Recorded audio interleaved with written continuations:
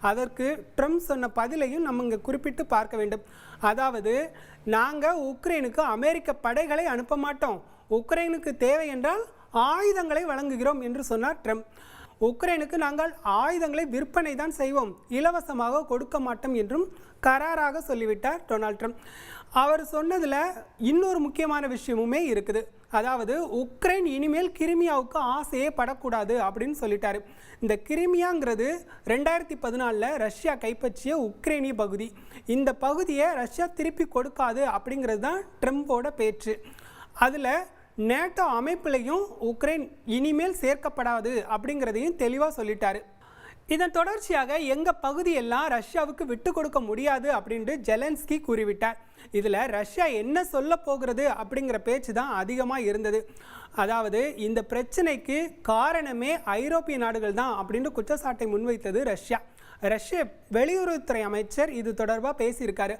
அவர் என்ன சொல்லியிருக்காருன்னா, உக்ரைனுக்கு பாதுகாப்பு ஒப்பந்தம், அதாவது பாதுகாப்பு உத்தரவாதம் தொடர்பான ஒரு ஒப்பந்தம் போட வேண்டும் என்றால் அந்த பேச்சுவார்த்தையில் ரஷ்யாவும் இருக்க வேண்டும் என்று தெளிவாக குறிப்பிட்டிருக்கிறார்.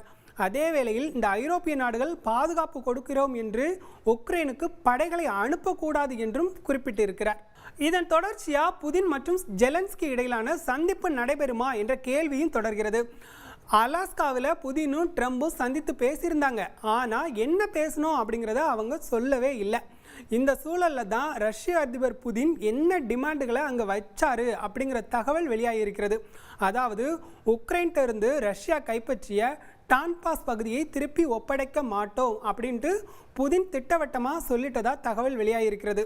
அதில் இனிமேல் நேட்டோவில் உக்ரைன் இணையவே கூடாது, மேற்கத்திய படைகள் உக்ரைனுக்கு வரவே கூடாது, இந்த நிபந்தனைகளை எல்லாமே உக்ரைன் ஏற்கும் வரையில் நாங்கள் போர் தொடுத்து கொண்டே தான் இருப்போம் அப்படின்ட்டும் புதின் சொல்லியிருப்பதா தகவல் வெளியாகியிருக்கிறது. ஆனால் எங்களுடைய நிலப்பகுதியை விட்டு கொடுக்கவே மாட்டோம் என்பதில் உக்ரைன் தெளிவாக இருக்கிறது. விளைவு, இந்த போரை நிறுத்த டொனால்ட் ட்ரம்ப் அரசியல் ரீதியாக எடுத்த நடவடிக்கைகளுக்கு மீது ரஷ்யா ஏவுகணைகளை வீசி தாக்குதல் நடத்தியிருக்கிறது. உக்ரைன் மீது ரஷ்யா ஏவுகணைகளையும் மற்றும் ட்ரோன்களையும் வீசியிருக்கிறது.